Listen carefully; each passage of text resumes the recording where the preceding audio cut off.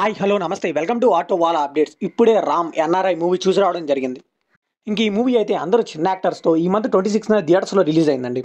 మీకు తెలుసు కదా, నేను కొత్త వాళ్ళని కానీ చిన్న యాక్టర్స్ కానీ బాగా ఎంకరేజ్ చేస్తానని. సో అందుకే ఈ మూవీకి అయితే వెళ్ళిపోయా. ఈ మూవీ చూసాక నా ఎక్స్పీరియన్స్ చెప్పాలంటే నాకైతే జస్ట్ ఓకే అనిపించిందండి, అంతే. జస్ట్ వన్ టైం వాచబుల్ అంతే. ఇంక ఈ మూవీలో బిగ్ బాస్ ఫేమ్ అలీ రాజా గారు తప్పితే మిగతా వాళ్ళంతా కూడా కొత్త యాక్టర్సే ఉన్నారు. ఇంక ఈ మూవీ బేసిక్ స్టోరీలు ఏంటంటే హీరో వాళ్ళ పేరెంట్స్ అమెరికాలో ఉంటూ ఉంటారు.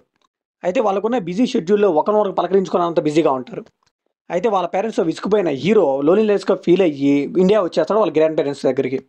సో ఇక్కడ గ్రామంలో ఉన్న ఒక అమ్మాయిని చూసి లవ్లో పడతాడు. అప్పుడే రామ్కి వాళ్ళ తాతయ్య గురించి వాళ్ళ నాన్న గురించి కొన్ని నిజాలు తెలుస్తాయి.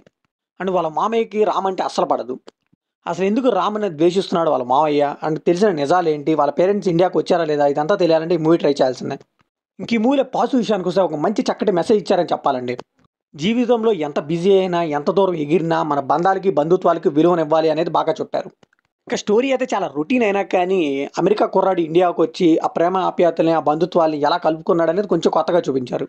అండ్ హీరో హీరోయిన్ మధ్య లవ్ ట్రాక్ అయితే చాలా బాగా వర్కౌట్ అయిందని చెప్పాలి. కొన్ని ఎమోషన్స్ కూడా బాగా వర్కౌట్ అయ్యాయి. ఇంక ఈ మూవీలో అలీరాజా గారి పర్ఫార్మెన్స్ అయితే one of the major positive of the movie అని చెప్పాలండి. ఇంక ఈ మూవీలో బీజం అయితే అక్కడక్కడ బాగానే అనిపించింది నాకు. అండ్ ఎడిటింగ్ కూడా పర్లేదు అనిపించింది.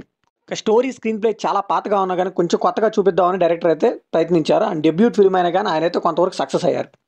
ఇంక ఈ మూవీలో నెగిటివ్స్ విషయానికి వస్తే చాలా వరకు సీన్స్ అనేవి చాలా డ్రాగ్గా అనిపిస్తూ ఉంటాయండి. ఒక 5 నిమిషాలు అయిపోయే సీన్ ఎందుకు ఎంతసేపు చేస్తున్నా అన్నట్టుగా ఉంటుంది. అండ్ ఇంత మంచి మెసేజ్ ఉన్న మూవీలో ఐటమ్ సాంగ్ ఎందుకు పెట్టారో నాకు అర్థం కావట్లేదు. జస్ట్ ఫర్ కమర్షియాలిటీ అనుకుంటాం.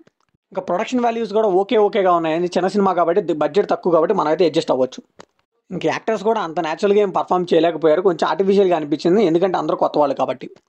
సో ఫైనల్గా ఈ మూవీకి మనం ఇచ్చే బడ్జెట్ ఏంటంటే ఒక మంచి చక్కటి మెసేజ్ ఉన్న మూవీ చూడాలంటే ఈ మూవీని ఒకసారి అలా ట్రై చేసేయండి. ఇది కంప్లీట్లీ నా ఒపీనియన్ మాత్రమే. మరి ఈ మూవీ మీకు అనిపించిన కామెంట్లో షేర్ చేసుకోండి. వీడియో నచ్చితే లైక్ చేయండి, షేర్ చేయండి, వెళ్ళే ముందు సబ్స్క్రైబ్ చేసుకోండి.